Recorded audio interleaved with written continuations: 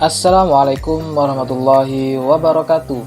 Halo, kembali lagi dengan saya Aditya Riko Armiandi dari Pendidikan Biologi Universitas Jember untuk melaksanakan kegiatan kuliah kerja di Desa Karangsemanding. Desa merupakan tempat kita tinggal, tempat di mana kita dibesarkan, dan di mana di desa terdapat potensi yang wajib kita kembangkan. Untuk mengetahui potensi desa yang ada di Desa Karangsemanding, ikuti terus video ini ya.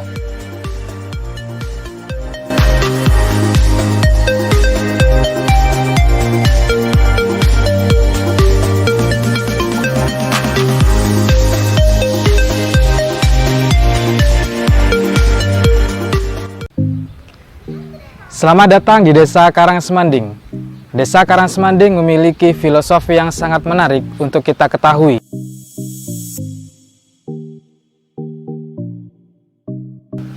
Bahwasanya dari nama Desa Karangsemanding harus kita ketahui filosofi dari Desa Karangsemanding itu sendiri.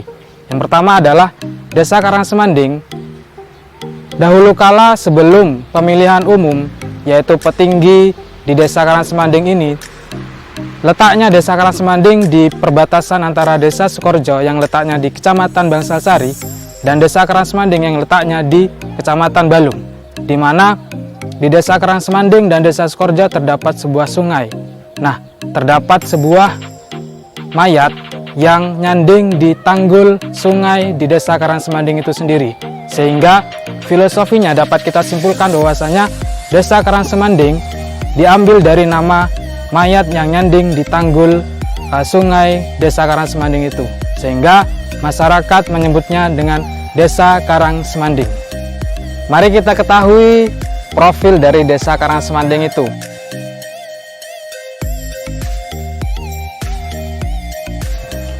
Desa Karangsemanding merupakan desa atau bagian wilayah dari Tutul. Pada kurang lebih tahun 1935 terjadi perpecahan di Desa Tutul itu sendiri. Yang pertama adalah Desa Tutul, yang kedua adalah Desa Karangsemanding, dan yang ketiga adalah Desa Karangduren. Kalau kita ketahui di maps bahwasanya Desa Karangsemanding dengan Desa Karangduren sangatlah berdekatan. Seperti itu. Jadi waktu jabatan petinggi pertama, Desa Karangsemanding itu memiliki wilayah kurang lebih atau luas wilayahnya kurang lebih 633.658 hektar, di mana sekarang pada tahun 2020 penduduknya kurang lebih 7.350 jiwa. Nah, di Desa Karangsemanding memiliki dusun atau wilayah di Desa Karangsemanding dibagi menjadi 3 dusun. Yang pertama adalah Dusun Padukuan Lohong, yang kedua adalah Dusun Padukuan Nilo, dan yang ketiga adalah Dusun Padukuan Lor.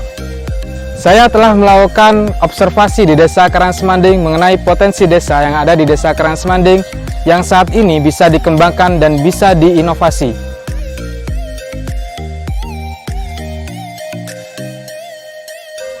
Desa Karangsemanding memiliki inovasi, memiliki potensi yang sangat bagus, yang sangat elegan, yang harus kita kembangkan. Yang pertama adalah potensi desa berkaitan dengan pertanian. Kita ketahui bahwasanya Desa Karangsemanding memiliki persawahan yang begitu luas.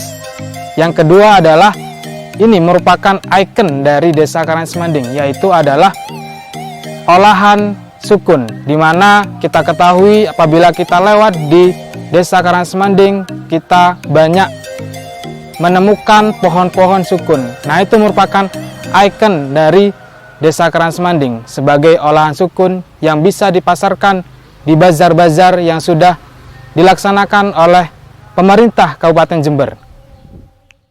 Kembali lagi bersama dengan saya.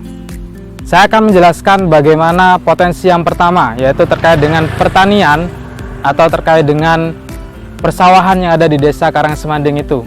Coba kita perhatikan bahwasanya di Desa Karangsemanding ini banyak berbagai jenis tanaman yang ditanam di sini, yaitu ada cabai, dan ada pula di sebelah pojok sana, di sebelah sana itu masih desa Karangsemanding yang ditanami tanaman padi, dan yang sebelah sana pula ada tanaman tembakau yang ditutupi oleh jaring-jaring itu.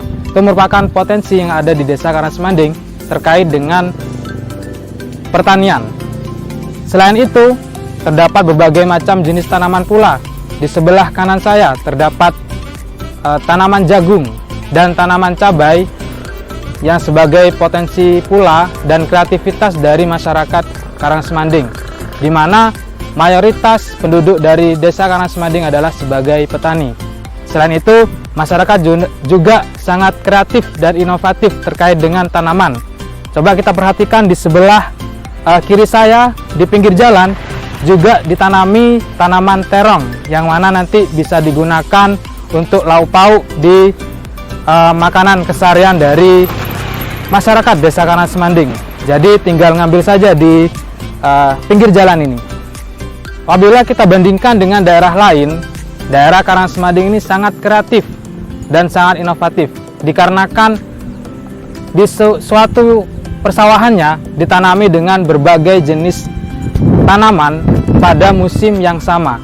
Mungkin di daerah lain hanya ditanami satu jenis tanaman saja, misalkan tanaman padi saja. Tetapi di desa Karangsemanding ini ditanami dengan cabai, padi, dan tembakau di waktu yang sama atau di musim yang sama.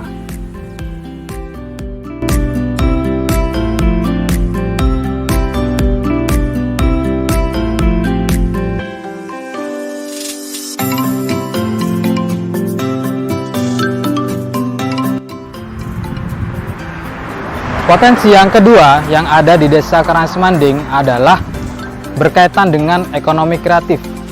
Bisa kita lihat di sebelah kiri saya bahwasanya terdapat berbagai macam jenis tumbuhan, akan tetapi didominasi oleh tumbuhan sukun.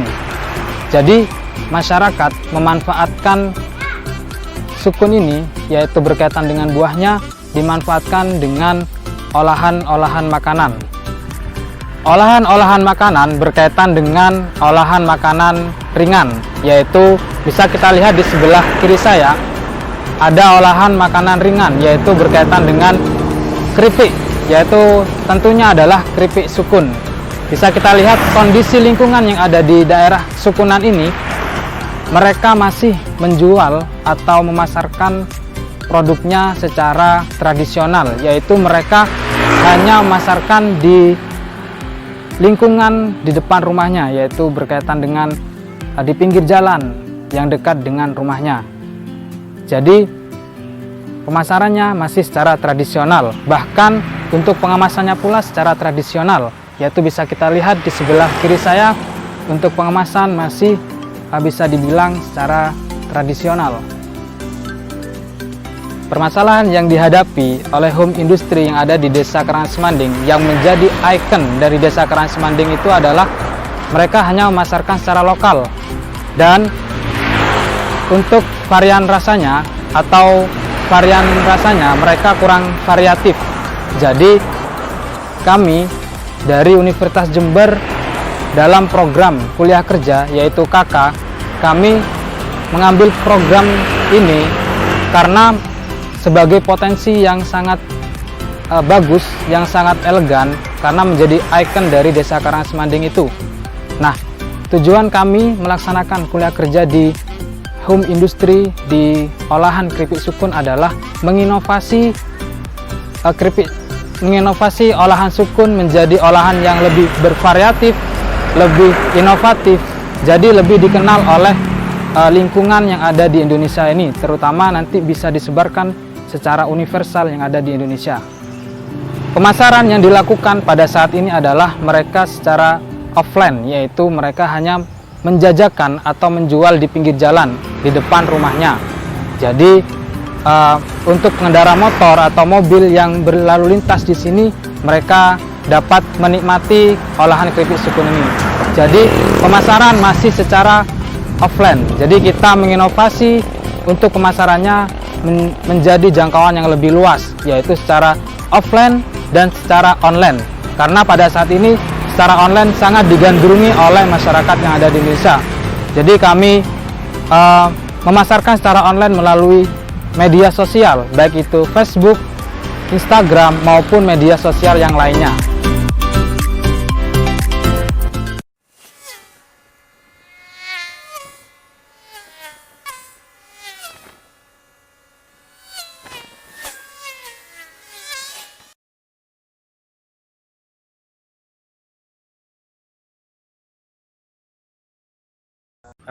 Mohon maaf sebelumnya mengganggu waktunya Ibu.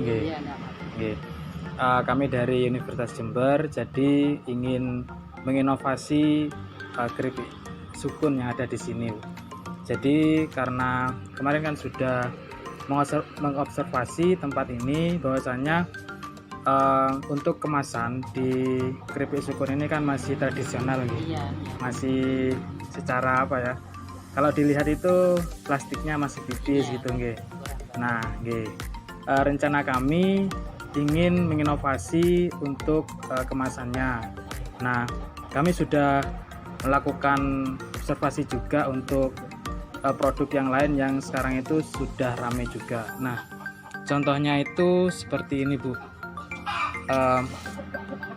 Untuk kita rencananya mau mengemas untuk keripik sukunnya itu seperti ini untuk kemasannya, jadi lebih modern juga. Oke. Nah, nanti untuk labelnya kan masih biasa nggih sekarang. Nah, kami mau menginovasi lagi jadi lebih modern lagi. Biasanya kan sekarang itu berupa stiker, Bu, jadi tinggal menempel aja. Contoh untuk stikernya itu seperti ini, Bu. Jadi nanti kami yang mencetak, jadi kami yang menyiapkan untuk stikernya ini. Untuk lebih lanjut nanti kami bantu untuk bimbingan pembuatan stikernya. Untuk produksinya itu kira-kira satu bulan itu berapa gitu? Berapa buah suku? Setiap harinya saya goreng ya 7 ya 10 biji. Kalau dulu saya gorengnya banyak, setiap harinya itu 15 20. Sekarang saya udah nggak kuat ya, nggak penyakit ini, jadi gorengnya sedikit-sedikit tapi tiap hari. Oh gitu, oke. Jadi nanti kami bantu juga untuk pemasarannya juga. Jadi kami nanti dipasarkan melalui via online dan via offline juga. Kalau mau via online, kita siapkan, Ibu nanti ada akun atau ID Facebook, terus ada Instagram dan ada Shopee juga. Jadi nanti biar semua yang ada di masyarakat Indonesia itu tahu ini keripik sukun gitu. Oke, mungkin cukup itu dari saya, Bu, untuk wawancara kali ini. Terima kasih banyak.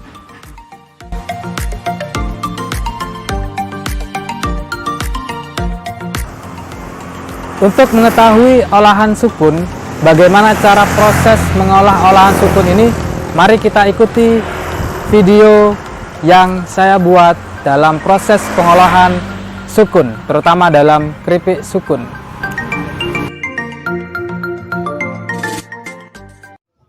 Menyiapkan buah sukun yang sudah masak dan mengupasnya. Kemudian memotongnya menjadi 2 bagian. Setelah terpotong, maka mengiris dengan tipis menggunakan alat yang ada. Alat dibuat sendiri untuk menghasilkan irisan yang diinginkan atau tipis, atau boleh menggunakan alat yang lainnya untuk mengiris. Setelah diiris tipis, kemudian memberikan bumbu. Untuk yang manis diberikan tambahan gula, sedangkan untuk yang gurih atau asin diberikan tambahan bawang putih. Setelah dibumbui, kemudian menggoreng irisan sukun yang sudah dibumbui dengan api yang panas.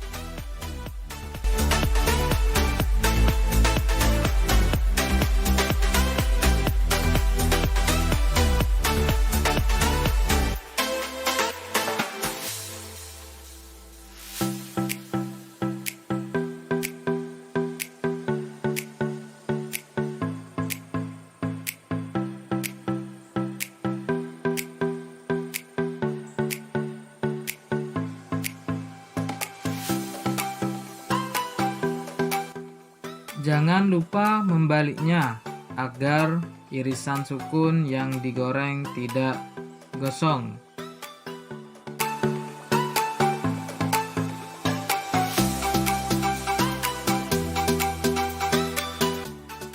Setelah garing atau sudah masak, maka mengangkatnya dan mentiriskan, menunggu sampai minyak benar-benar turun.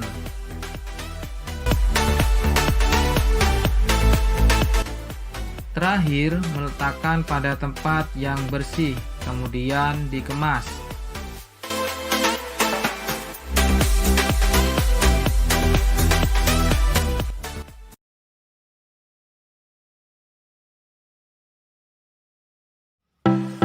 Menyiapkan alat dan bahan yang dibutuhkan untuk pengemasan.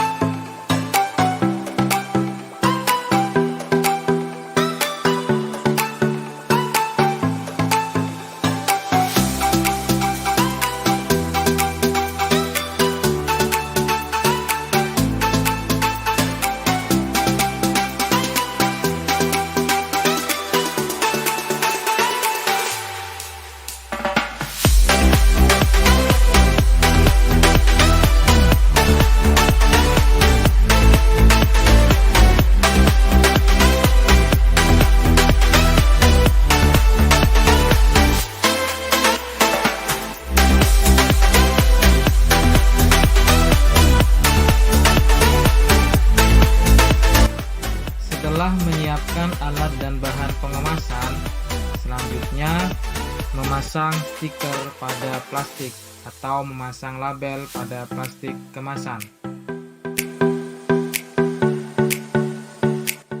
Setelah memasang label pada plastik, kemudian menimbang keripik sukun dengan berat 100 gram per bungkus.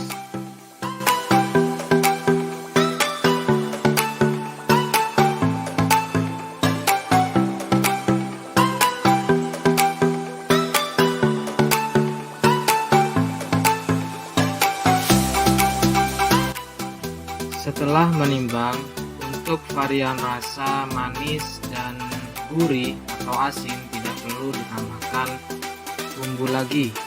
Sedangkan untuk varian rasa pedas dan balado ditambahkan bumbu tambahan.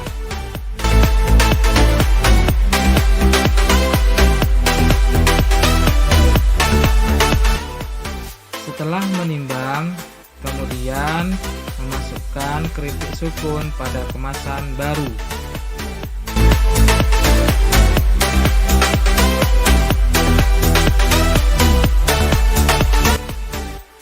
Kemudian merekatkan klip yang ada pada kemasan baru dan ditambahkan dengan menggunakan alat pres di atasnya agar tetap renyah.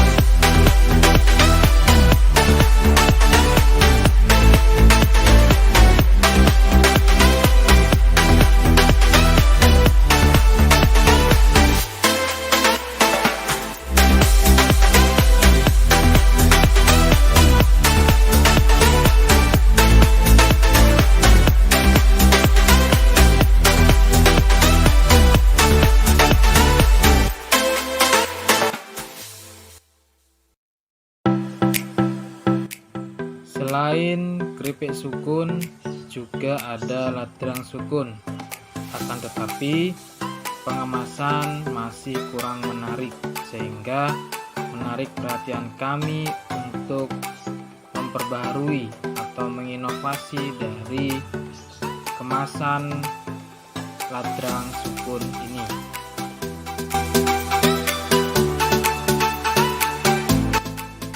Menyiapkan alat dan bahan yang dibutuhkan untuk pengemasan.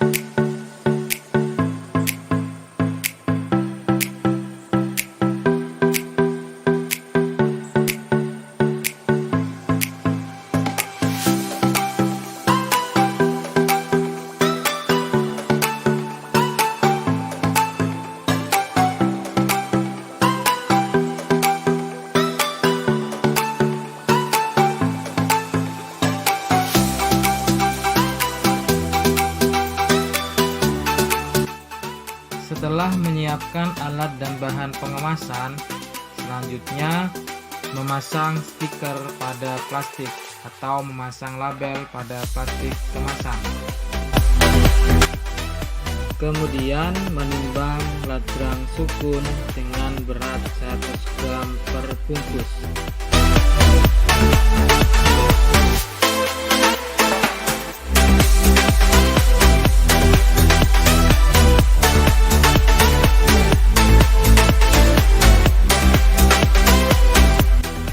Kemudian setelah menimbang ladrang sukun, memasukkan ladrang sukun pada kemasan baru.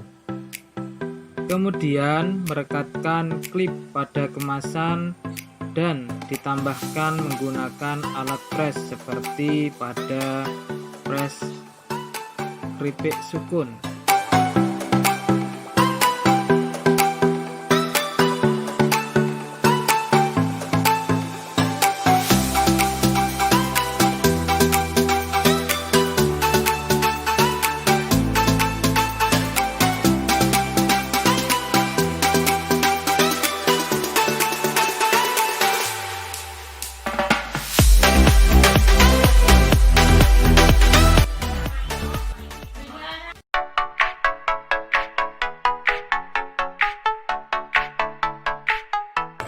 Selain melakukan pemasaran secara online, kami juga melakukan pemasaran secara offline, yaitu kami meletakkan di toko-toko yang ada di sekitar rumah kita. Ini merupakan pemasaran secara offline yang kita lakukan produk olahan sukun.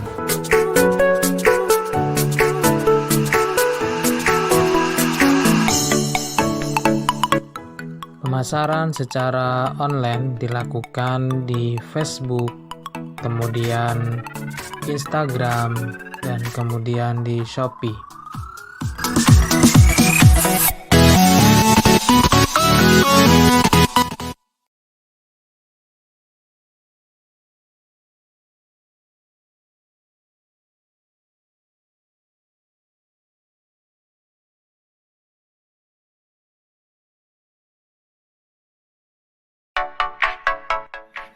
Protokol kesehatan pada saat ini sangatlah penting, sehingga kami mengajak masyarakat desa untuk membuat alat cuci tangan untuk melengkapi protokol kesehatan, sehingga terhindar dari virus yang mewabah pada saat ini.